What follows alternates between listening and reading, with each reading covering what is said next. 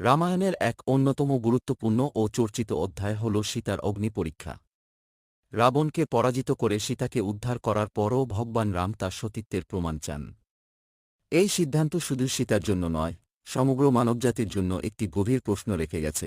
বলা হয়, সীতাকে প্রমাণ করতে হয়েছিল যে তিনি রাবণের কাছে বন্দী থাকলেও তার পবিত্রতা অক্ষুণ্ণ ছিল।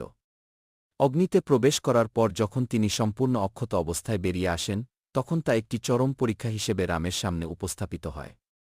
এই ঘটনাটি রামায়ণের একটি মূল দিক, যেখানে ধর্ম, বিশ্বাস এবং সমাজের প্রথার প্রশ্ন তোলা হয়েছে। তবে সীতার এই পরীক্ষা কি সত্যিই প্রয়োজন ছিল, নাকি এটি সেই সময়ের সামাজিক রীতির প্রতিফলন, যা নারীদের প্রতি একটি অপ্রত্যাশিত বোঝা চাপিয়ে দেয়? এই কাহিনী শুধু ধর্মীয় নয়, এটি ঐতিহাসিক, সাংস্কৃতিক এবং মনস্তাত্ত্বিক দিক থেকেও অত্যন্ত তাৎপর্যপূর্ণ। সীতার সাহসিকতা এবং সহিষ্ণুতা আমাদের